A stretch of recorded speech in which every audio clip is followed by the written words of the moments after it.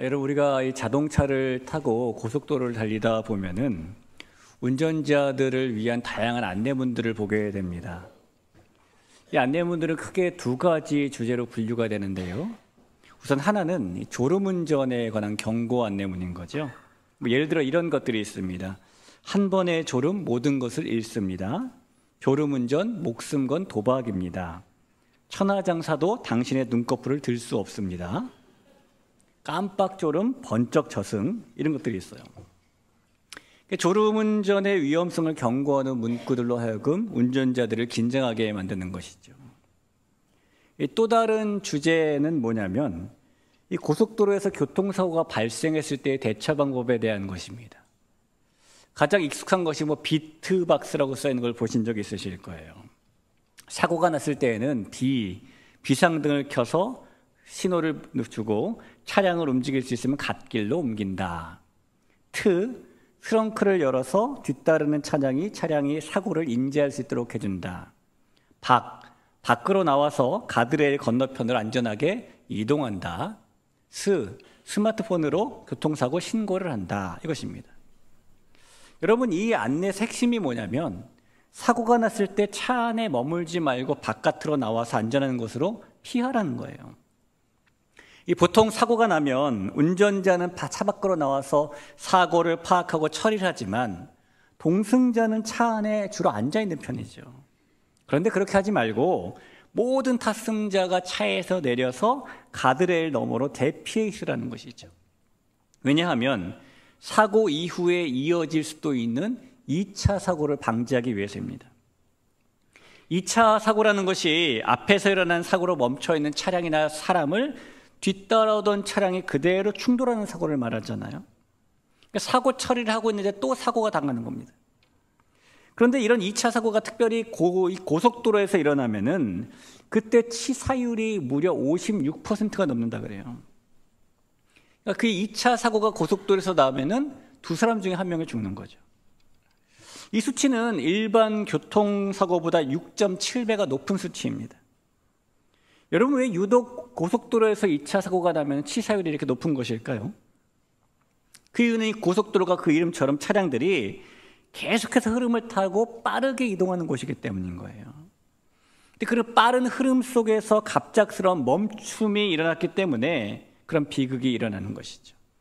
그래서 이런 사고를 우리는 멈춤의 자리에서 일어난 비극이다라고 표현할 수 있습니다. 오늘 우리는 이 멈춤 때문에 그런 비극보다 더 큰 비극을 만났던 야곱의 이야기를 좀 만나게 됩니다. 오늘 본문에서 야곱은 하나님께서 인도하신 길을 완전히 따라가지 않고 자신의 판단과 상황에 따라 산 곳에 멈춰버렸어요.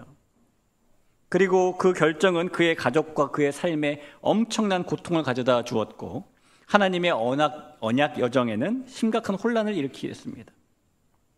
우리가 오늘 이 말씀을 살펴보면서 야곱이 만났던 비극이 무엇이었는지, 그 비극의 원인이 무엇이었는지, 그리고 그것이 왜 멈춤의 자리와 관련이 있는 것인지를 살펴볼 것인데, 그러면서 우리는 우리의 신앙 여정에서 멈춰서는 안 될 자리가 어디인지, 끝까지 걸어야 될 길이 무엇인지를 묵상해 보려고 합니다. 우리 존귀한 대길교회 성도 여러분, 오늘 이 예배 자리에 저와 여러분을 부르신 분은 하나님이신 줄로 믿습니다. 우리를 부르신 그 하나님 앞에서 저와 여러분 모두가 오늘 이 야곱의 이야기를 통해서 하나님께서 말씀하시는 초청의 이야기를 분명히 듣고 그 말씀을 순종의 걸음으로 옮길 수 있는 은혜와 능력을 받기를 주의 이름으로 간절히 축원합니다. 이 창세기 34장은 말씀드린 바와 같이 야곱이 멈추지 말아야 할 곳에 멈췄을 때 일어난 비극에 대해서 담고 있는 장이에요. 그 비극은 세겜이란 장소에서 일어났습니다. 밧단아람을 떠난 야곱이 길을 열어주시는 하나님의 은혜에 힘입어서 외삼촌 라반과도 화해를 하게 되었고 야복강에서는 형 에서와도 화해를 하게 되었죠. 그래서 야곱이 하나님께서 지시하신 땅으로 가벼운 발걸음으로 옮길 수 있게 되었습니다. 그 야복강을 떠난 야곱이 숫곳이라는 곳을 지나서 세겜이라는 곳에 이르렀는데요. 이 세겜은 야곱의 할아버지인 아브라함이 오래전에 하란을 떠나서 가나안 땅으로 향할 때에 처음으로 하나님께 제단을 쌓았던 곳입니다. 창세기 12장 6절 7절을 볼까요? 아브라함이 그 땅을 지나 세겜 땅 모래 상수리 나무에 이르니 그때에 가나안 사람이 그 땅에 거주하였더라. 여호와께서 아브라함에게 나타나 이르시되 내가 이 땅을 내 자손에게 주리라 하신지라. 자기에게 나타나신 여호와께 그가 그곳에서 제단을 쌓고라고 말하죠. 자, 그렇기 때문에 역시 아브라함처럼 이 밧단 아람 하란 땅을 떠나 가나안 땅으로 가고는 이 야곱이 세겜으로 가게 된 것은 매우 자연스러워 보이죠. 그런데 그 세겜에서 그에게 견디기 힘든 끔찍한 일이 벌어지는 것입니다. 그 끔찍하고 참담한 일은 야곱과 레아 사이에서 태어났던 딸 디나가 세겜 여인들을 보러 나간 것이 발단이 되었어요. 어느 날 디나가 언약의 백성으로는 어울리지 말아야 될 가나안 여인들과 어울리고 싶은 마음에 홀로 밖에 나갔답니다. 1절이 그것을 말해줘요. 레아가 야곱에게 낳은 딸 디나가 그 땅의 딸들을 보러 나갔더니 라고 말합니다. 그런데 그런 디나를 그 땅 추장인 세겜이 보게 되었답니다. 여러분, 지금 이 세겜이란 장소는 가나안 땅이지만 야곱의 일행, 특별히 딸 디나는 저기 밧단 아람에서 출발해서 왔잖아요. 이 디나는 가나안 땅에서 태어난 사람이 아니라 밧단 아람에서 태어난 사람입니다. 그리고 밧단 아람은 당시 메소포타미아 문명권 안에 있는 곳입니다. 그러니 그곳에서 온 디나의 겉모습이 달랐겠죠. 가나안 여인들과 다르게 아마도 옷차림도 달랐을 것이고 헤어스타일도 달랐을 것이고 치장한 것이며 외모가 다른 사람들에 비해서 눈에 띄었을 겁니다. 그리고 그런 디나의 모습에 마음을 빼앗기고 이성을 잃어버린 세겜이란 추장이 이 디나를 성폭행하는 비극이 일어나요. 2절을 볼까요? 히위 족속 중 하몰의 아들 그 땅의 추장 세겜이 그를 보고 끌어들여 강간하여 욕되게 하고. 이런 일이 있은 후에 세겜이란 사람은 디나에 대한 마음이 깊어졌답니다. 그래서 그녀와 결혼을 하길 원하죠. 이 야곱이 살던 시기와 비슷한 때인 중기 아수르 때의 법을 기록한 토판이 지금 독일의 한 베를린에 있는 박물관에 소장되어 있는데요. 그 토판에 보면 이런 내용이 있어요. 미혼의 남자가 미혼의 소녀를 억제해 붙잡고 성폭행했을 때 그 남자는 소녀의 3배가치의 은을 그 아버지에게 줄 것이요, 그녀를 성폭행한 자가 그녀와 결혼할 것이요, 그 남자는 그녀를 버리지 못할 것이다. 이것이 당시 고대 근동에서 통용되는 법입니다. 이 세겜이 단순한 성폭행범이었다면 그도 이 고대 근동법에 따라서 이런 의무를 져야 됐겠죠. 하지만 그는 이 법적인 의무 때문에 다나와 결혼하려고 한 것이 아니라 디나를 진심으로 사랑했대요. 그래서 그녀와 결혼하고 싶어 합니다. 적어도 세겜은 이제 후대에 나오는 다윗의 아들 암논이 다말을 대한 태도처럼 디나를 대하진 않은 거예요. 다윗의 아들이었던 암논은 자신의 이복누였던 다말을 사랑했지만 어찌할 수 없어서 화병이 났죠. 그리고 그러던 암논이 자신을 병문안 왔던 그 다말을 욕망 때문에 성폭행하게 됩니다. 근데 그 이후에 다말을 향한 암논의 마음이 달라졌대요. 사랑하던 마음이 심히 미워하는 마음으로 변했다라고 성경은 말합니다. 사무엘하 13장 15절에 보면 그리하고 암논이 그를 심히 미워하니 이제 미워하는 미움이 전에 사랑하던 사랑보다 더한지라 암논이 그에게 이르되 일어나 가라 하고 내쫓았다는 겁니다. 그러나 이 암논에 비하면 세겜은 비록 좋지 않은 관계로 시작되었지만은 오히려 디나에게 마음이 깊이 연연하게 되었어요. 3절을 볼까요? 그 마음이 깊이 야곱의 딸 디나에게 연연하며 그 소녀를 사랑하여 그의 마음을 말로 위로하고. 이 연연하다라는 말이 성경 언어로 다바크라고 하는데 이 말은요, 들러붙다, 매달리다, 엉겨붙다 이런 뜻입니다. 그러니까 세겜이 지금 디나에게 푹 빠져 있는 것을 보여주는 거예요. 그래서 그는 정식으로 디나와 결혼하기를 바라고 자신의 아버지를 통해서 야곱에게 혼담을 넣었어요. 이것이 이 세겜에서 야곱이 만났던 첫 번째 비극입니다. 여러분, 여기까지만 보면 이 디나가 성폭행을 당한 오늘의 본문 사건이 그나마 가장 무난한 방법으로 마무리될 것처럼 보였지만 실제로는 그렇지 않았습니다. 이 비극은 또 다른 더 큰 비극을 낳아요. 디나에게 어려운 일이 생겼다라는 소식을 들은 들에서 양과 염소를 치고 있던 그녀의 오빠들은 얼른 집으로 돌아왔습니다. 돌아왔더니 이 세겜의 아버지인 하몰이 자신들의 아버지인 야곱에게 혼담을 넣고 있었어요. 그래서 그는 이 혼담을 받아만 준다면 아무리 큰 혼수와 예물을 요구해도 다 주겠다라는 파격적인 제안까지 합니다. 앞으로 서로 우리가 통혼을 하고 한 가족이 되어 살아보자고 요청했어요.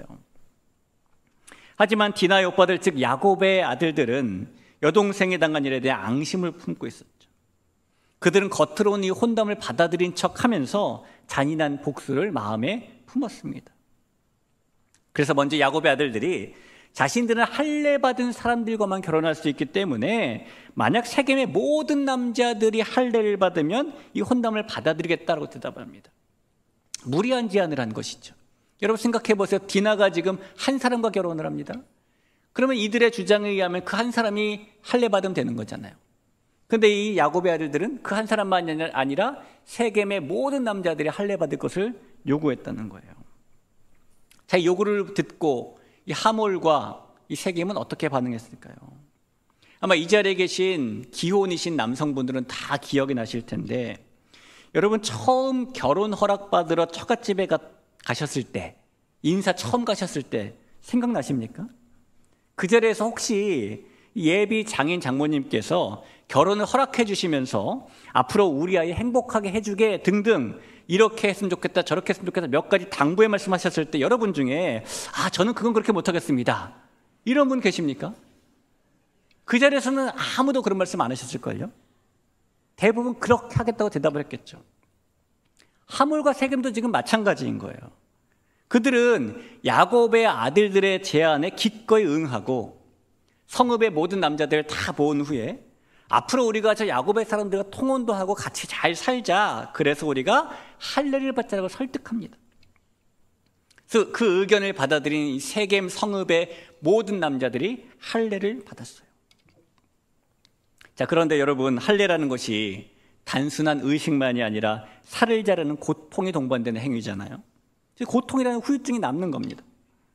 세겜의 남자들이 다 그 후유증을 겪게 되었는데 3일째가 되었을 때 갑자기 디나의 친오빠이자 야곱의 둘째, 셋째 아들인 시므온과 레위가 칼을 들고 몰래 세겜 사람들을 기습하죠. 그리고 아직 고통 중에 있는 남자들을 다 찾아가 죽입니다. 다른 야곱의 아들들은 뭐 했는가? 그 남자들이 다 죽은 집에 다 찾아가서 노략을 시작했어요. 야곱의 아들들이 그런 속임으로 잔인한 복수를 한 것입니다. 여러분, 비록 세겜 사람들이 가나안 족속이라고 해도 성경 율법은 야곱의 아들들이 행한 그런 끔찍한 복수를 정당화시켜주지 않아요. 그들은 자신의 여동생 때문에 생긴 분노와 충격을 세겜 땅의 몇 배의 비극으로 돌려주고자 했던 것이죠. 우리는 이 지난 말씀들을 통해서 어떻게 두려움 많고 소외당했던 야곱이 이스라엘이 되었는지를 살펴본 적이 있었습니다. 하나님의 말씀을 받고 조상 땅으로 향하던 야곱은 외삼촌 라반을 피해 몰래 야반도주하듯이 도망쳤지만 얼마 되지 않아 추격해온 외삼촌에게 붙잡혔을 때에 하나님께서 길을 열어주셔서 화해와 안정의 길을 갈 수 있었어요. 또한 야곱은 자신이 태어날 때부터 경쟁하고 싸우고 속여왔던 형 에서와도 화해하면서 하나님께서 여전히 길을 열어주고 계심을 보았습니다. 이제 야곱의 양 발목을 잡고 있던 모든 것이 문제가 해결된 것입니다. 하지만 그럼에도 불구하고 그런 상태에서 도착한 세겜이라는 곳에서 일어난 이야기는 비극 그 자체 아닙니까? 딸 디나는 성폭행을 당하고 야곱 자신은 하나님께서 금하신 통혼을 하자는 이 압박을 대놓고 당하는 수모를 겪고 아들들은 속이는 자가 되고 학살자가 되고 그리고 노략자가 되고 야곱에게 비극이 이렇게 파도처럼 또 찾아오고 또 찾아오게 된 것이 이런 걸 보면 성도 여러분 우리가 가는 길에는 웅덩이가 또 있을 수도 있고 장애물이 또 있을 수도 있고 피할 수 없는 고난이 또 있을 수도 있고 우리의 힘으로는 감당할 수 없는 파도가 또 올 수도 있습니다. 그러나 그 순간에 우리가 기억해야 될 것은 그 시절에 그 파도를 넘어가게 해주셨던 그 하나님께서는 지금 우리가 만나는 파도도 또 넘어가게 해주실 수 있는 분이다라는 것을 믿는 믿음입니다.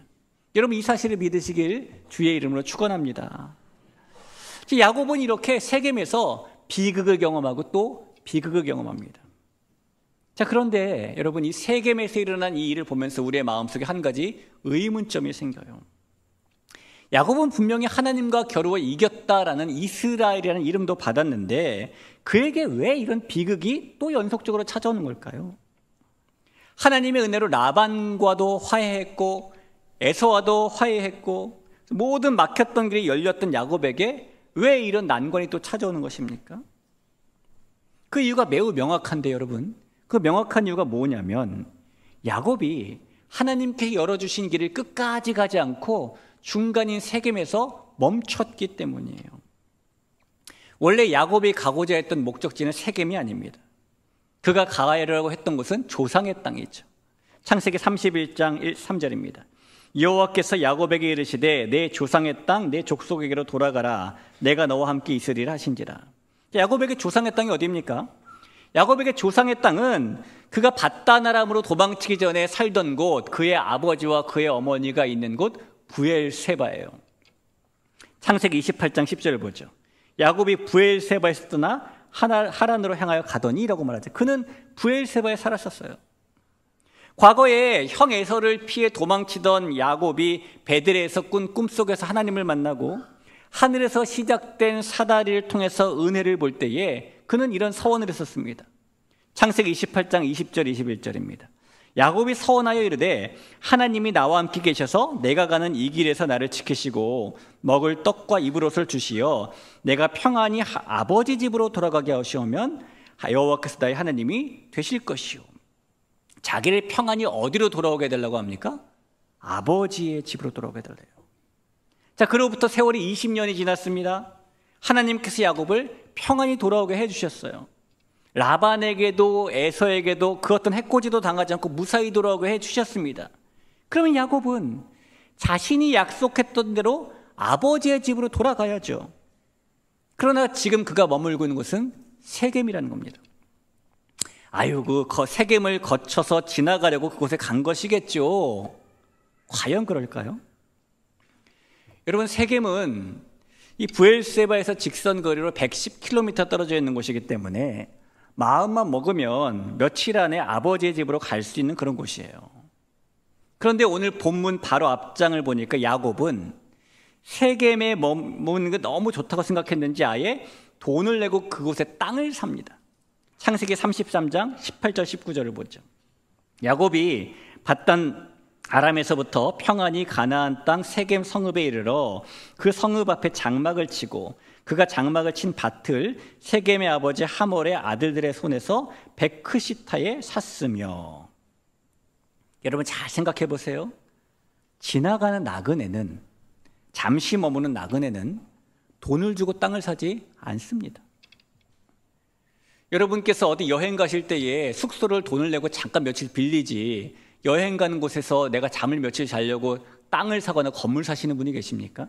아무나 안 계실 거예요. 야곱이 그런데 세겜에 땅을 샀다는 거예요. 그가 베크시타라는 큰 돈을 내고 땅을 샀다는 것은 이 세겜에서 재테크하기 위함이 아닙니다. 그가 이곳에 땅을 샀다는 것은 야곱에게 그 땅에 정착하고 싶은 마음이 생겼기 때문이에요. 이 고대 근동 시절에 땅을 산다는 것은요, 다른 말로 여기를 떠나기 싫다, 이제 더 이상은 앞으로 가고 싶지 않다, 이런 마음의 표현인 것입니다. 실제로 세겜은 이 경사가 심하지 않고 상대적으로 평평한 넓은 골짜기였습니다. 야곱이 가지고 있는 가축을 키우기에 너무너무 적합한 곳이죠. 어린 자녀들을 키우기에 너무 좋은 곳입니다. 반면에 직선거리로 110km밖에 되지 않지만 야곱이 브엘세바로 가려면 무려 해발 895m나 되는 산지들을 넘어가야 돼요. 여러분, 그런 산지를 자녀들을 데리고 가축을 이끌고 가는 것이 쉬운 일이 아니었겠죠. 그래서 야곱은 하나님께서 인도하시는 조상의 땅이 아닌 자신에게 좋아 보이는 세겜, 고생하기보다는 머물기 쉬운 세겜에 지금 안착하고 있는 거예요. 이 야곱이 세겜에서 멈췄다라는 증거가 또 있습니다. 여러분, 오늘 본문에서 나타난 이 비극적인 사건은 야곱이 세겜에 도착하자마자 일어난 사건이 아니에요. 행간을 보면은 그렇지 않은 걸 알 수 있습니다. 야곱은 밧다나람에서 20년의 세월을 보냈죠. 창세기 31장 38절입니다. 내가 이 20년을 외삼촌과 함께 하였거니와. 자, 밧다나람에서 몇 년 살았다고요? 20년. 자, 지금부터 간단한 수학을 해볼 겁니다. 20년 중에서 첫 7년은 그가 라헬과 결혼하고 싶어서 품꾼으로 일하는 세월이었어요. 그 7년은 그가 싱글이었다는 겁니다. 그 7년 후에 그는 결혼을 했는데 우리가 아는 것처럼 삼촌에게 속아서 레아와 결혼을 하고, 그리고 7일 후에 다시 라헬과 결혼을 했죠. 자, 밧다나람 20년 중에서 7년은 싱글이었는데 그 다음 이 해는 지금 결혼 생활을 유지하고 있는 거예요. 그러면은 지금 야곱이 밧다나람에서 몇 년 동안 결혼 생활을 하는 것입니까? 13년. 좋은 학교에서 잘 배우셨어요. 13년 한 것입니다. 자, 또 생각을 해보죠.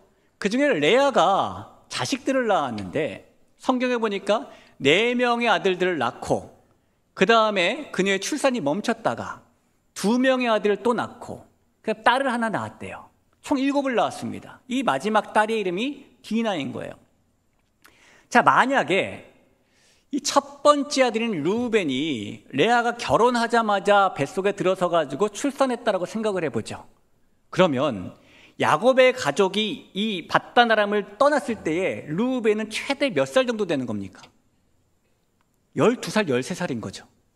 그렇죠? 결혼하자마자 이제 아이가 들어서 가지고 아이를 낳았으면은 우리나라 나이로 하면 13살인 것이고, 만으로 하면 12살인 것이고, 그런 거예요. 첫째가 12살, 13살이라고요. 레아가 몇 명 낳았다 그랬죠? 7명. 만약에 레아가 7명을 7년 동안 연년생으로 낳았다. 여자분들에게는 끔찍한 얘기겠지만 연년생으로 7년 동안 낳았다.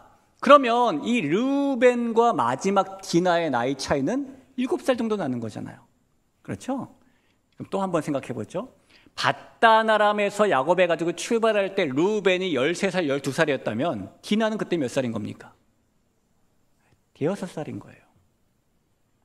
그런 상태에서 그들이 밧다나람을 출발하고 야복강을 건너고 숫곳을 지나서 세겜에 들어왔는데 오늘 성경에서 나타난 이런 몹쓸 당했다? 라고 생각할 수는 없어요. 또 그런 증거가 왜 이렇게 생각할 수 없냐면 오늘 보니까 하몰이 지금 야곱에게 찾아서 혼담을 넣고 있죠. 혼담을 넣었다는 얘기는 지금 디나가 결혼할 수 있는 나이가 되었기 때문인 거예요. 결혼한 나이가 되었다는 겁니다. 여러분, 어느 시대나 사회마다 결혼 정년기라는 게 있습니다. 2023년 통계를 보면은 우리나라에서 2023년에 결혼한 부부들, 그중에서 신부들의 나이를 평균 내보니까 31.45세였대요. 그러니까 우리나라 여성들이 주로 31세, 32세를 결혼 정년기로 생각하며 결혼한다라는 것인데, 그렇다면 야곱이 살던 그 고대 근동에서는 여성들이 평균적으로 몇 살 정도 때 결혼을 했을까요? 그때 미혼 여성들은 10대 초반 때 결혼을 했습니다. 그 당시는 사람이 곧 자산이에요. 그러니 여성이 아이를 낳을 수 있는 몸이 되는 순간부터 결혼을 하는 겁니다. 자녀를 많이 낳기 위해서, 자산을 늘리기 위해서. 그래서 10대 초반에 결혼을 했어요. 그런 점을 고려해 본다면 오늘 본문의 사건은 디나가 6살 정도 때 일어난 것이 아니라 그녀가 결혼 정년기인 10대 초반, 12살, 13살 때 일어난 사건이라고 우리는 봐야 돼요. 야곱이 밧다나람을 떠날 때에 디나가 아무리 나이가 많아봤자 6살 정도였는데 오늘 사건은 그녀가 12살에서 13살 사이에 일어났다는 게 무슨 말입니까? 야곱이 세겜에서 땅을 사고 그곳에서 안주한 지 벌써 수년이 지났다는 얘기인 거예요. 그는 세겜에 오기 전에 숫곳이라는 곳에서도 자기를 위한 집을 짓고 가축을 위한 축사를 지었죠. 창세기 33장 17절입니다. 야곱은 숫곳에 이르러 자기를 위하여 집을 짓고 그의 가축을 위하여 우릿간을 지었으므로 그 땅 이름을 숫곳이라 부르더라. 숫곳에서는 집을 짓고 안주하고 멈추고, 세겜에 와서는 땅을 사고 안주하고 멈추고, 양쪽에서 그렇게 최소 그는 5, 6년을 보낸 거예요. 그리고 세겜에 안착해서 오랫동안 머무르면서 그 문화에 끌렸던 디나가 결국 세겜을 기웃거리다가 이런 비극을 겪은 것이고, 그 일로 인해서 야곱의 아들들이 모략자가 되고 학살자가 된 것이고, 세겜의 사람들을 죽이고 약탈자가 된 것입니다. 성도 여러분, 만약에 야곱이 그의 걸음을 세겜에서 멈추지 않았더라면 디나가 가나안 여인들과 어울리고 싶은 마음을 품을 기회도 없었을 거예요. 만약에 야곱이 세겜에서 그의 걸음을 멈추지 않았더라면 그곳에서의 비극은 일어나지 않았을 겁니다. 야곱은 세겜에서 땅을 구입할 것이 아니라 신속히 떠났어야 됐어요. 야곱은 하나님께서 열어주신 길을 따라 아버지의 집으로 계속해서 갔어야만 됐습니다. 그것이 하나님께서 지시하신 말씀이었고 야곱 자신이 약속한 바였기 때문입니다. 하지만 라반과의 갈등이 해결되고 에서와의 갈등이 해결되자마자 야곱은 숲곳에서 세겜에서 발걸음을 멈춰버렸던 겁니다. 조금 전까지 야복강에서 그렇게 열심히 하나님과 씨름하던 야곱이 상황이 안정되니까 더 이상 몸부림치지 않은 거예요. 이것이 야곱에게 일어난 진정한 비극입니다. 여러분, 멈춤의 자리에서 일어나는 오늘의 비극은 단지 그 옛날 야곱에게만 일어났던 이야기가 아닙니다. 이 말씀은 오늘 우리에게 믿음의 길을 끝까지 가지 않고 멈추어서 세상에 안주하려고 할 때에 우리가 세상의 유혹과 죄악에 얼마나 그 비극 앞에 쉽게 노출될 수 있는가를 보여주는 말씀이기도 해요. 우리는 신앙의 길을 걸어가면서 여러 번 멈춤의 자리에 서게 됩니다. 마음이 불안하고 두려워서 앞으로 나가지 못할 때 멈추고, 하나님께서 분명히 보여주신 길을 믿지 못할 때 멈추고, 세상 편안함이나 안전을 위해서 하나님의 인도보다 내 안락을 택할 때 멈추고, 그 순간 어쩌면 우리는 야곱처럼 그렇게 멈춤이란 자리에 서버려요. 그러나 여러분, 우리가 기억해야 될 것은 하나님께서 열어주신 길에서의 작은 멈춤이 우리의 인생이나 우리의 가정이나 관계나 신앙 공동체에 예상치 못할 비극을 불러올 수도 있다는 거예요. 어떤 문제를 미룰 때, 해결해야 되는 갈등을 회피할 때, 용서를 구하는 길을 멈출 때, 상처 준 사람에게 먼저 손 내밀지 않을 때, 관계에서 화해를 늦출 때, 다툼을 그대로 방치할 때, 기도와 말씀의 시간을 뒤로 할 때, 영적 성장을 위한 훈련을 계속 연기할 때, 하나님께 맡겨야 될 문제를 내 힘으로 해결하려고 할 때, 세상적인 방법으로 타협할 때, 선한 영향력을 실천하지 않을 때, 신앙의 책임을 회피할 때, 작은 유혹과 죄를 가볍게 여길 때, 마음을 단단히 믿음으로 지키지 않을 때, 여러분, 우리가 그렇게 하나님께서 주신 기회들을 그렇게 흘려보낼 때 멈춤이라는 작은 선택 하나가 우리의 삶 전체에 영향을 미치고 다른 사람에게 아픔도 남길 수 있는 겁니다. 그것이 바로 우리에게 일어날 수 있는 멈춤의 자리에서 시작되는 비극이 될 수도 있는 거예요. 우리 사랑하는 성도 여러분, 오늘 야곱의 이야기를 통해서 우리가 이 멈춤의 자리에서 멈추지 말아야 될 것을 한번 잘 분별해 봤으면 좋겠어요. 하나님께서 열어주시고 인도하시는 길은 끝까지 가봤으면 좋겠습니다. 그리고 세상의 편안함이나 안주함이 얼마나 쉽게 비극으로 이어질 수 있는가를 깨달았으면 좋겠습니다. 이런 야곱의 이야기를 통해서 멈춤이 아니라 하나님께서 인도하시는 길을 가려는 결단이 오히려 우리 가운데 생길 수 있기를 주의 이름으로 간절히 축원하며 부탁드립니다. 여러분, 수십 년 전인 1986년에 우크라이나 체르노빌 원자력 발전소가 폭발하는 사고가 일어났죠. 그때 수많은 인명피해가 발생했고요. 낙진 피해 때문에 이 우크라이나의 산림 중에 40%가 방사능에 오염됐습니다. 뿐만 아니라 대기권으로 방출된 방사능으로 인해서 지구 생태계에도 막대한 피해가 생겼어요. 원래 이 체르노빌 원자로에는 ECCS라는 안전장치가 장치되어 있습니다. 그런데 하필이면 사고 당일에 그 발전소 부소장이 기획한 실험을 진행하게 되었는데 실험을 하려고 안전장치를 모두 멈춰버렸어요. 그로 인해서 원자로가 폭발하는 사고가 일어난 것입니다. 작은 멈춤이었지만, 작은 타협이었지만 그것이 엄청나게 큰 비극적 결과를 가져온 거죠. 여러분, 우리는 오늘 야곱의 이야기를 통해서 그 멈춤의 자리에서 비극이 일어날 수 있다는 것을 살펴보았어요. 야곱은 세겜에서 멈춰서 딸 디나의 비극, 아들들의 비극을 경험했죠. 그러나 여러분, 우리가 중요하게 생각해야 될 것은 야곱의 이야기가 이 비극으로 끝나지 않았다는 겁니다. 세겜에서의 비극 이후에 하나님께서 다시 야곱에게 이렇게 말씀하셨거든요. 바로 다음 장인 35장 1절을 한번 보시죠. 하나님이 야곱에게 이르시되 일어나 베델로 올라가서 거기 거주하며 내가 내 형 에서의 낯을 피하여 도망하던 때에 내게 나타났던 하나님께 거기서 제단을 쌓으라 하신지라. 너 이제 그만 멈춰 있어. 너 이제 다시 발걸음을 떼 베델로 가 라고 하나님께서 말씀하셨다는 것입니다. 하나님께서 야곱에게 요구하신 것은 단순히 장소를 바꾸라라는 것이 아니었어요. 하나님께서 요구하신 것은 멈춘 발걸음을 다시 시작해서 하나님께서 인도하신 목적지로 나아가라는 초대였습니다. 여러분, 하나님께서는 우리에게도 동일한 초대를 하십니다. 우리도 때로는 세상 편안함과 안전함과 익숙함 때문에 신앙의 길을 멈출 때가 있지만, 그래서 멈춤이 우리의 삶과 관계에 어려움을 주기도 하고 실수와 상처가 뒤따르기도 하지만, 그때 하나님께서는 우리에게 다시 일어나 멈춘 발걸음을 옮겨라라고 말씀하십니다. 여러분, 그때 하나님께서 그렇게 우리에게 말씀하실 때에 우리는 다시 일어나서 하나님께서 준비하신 길을 따라 걸어야 해요. 보폭이 넓지 않아도 괜찮습니다. 속도가 느려도 괜찮습니다. 중요한 건 멈춘 발걸음을 다시 옮기는 거예요. 왜냐하면 그 길이 바로 하나님께서 예비하신 생명과 축복의 길이기 때문입니다. 여러분, 오늘 이 예배의 자리에서 우리 모두가 야곱처럼 멈춤의 자리에서 결국에는 일어나 하나님께서 예비하신 길을 끝까지 걸어가는 은혜와 능력을 받을 수 있기를 주님의 이름으로 간절히 축원합니다. 작은 멈춤과 작은 안주와 작은 타협에서 일어나서 즉시 하나님께서 주신 길로 다시 걸어갈 수 있기를 주의 이름으로 간절히 부탁을 드립니다.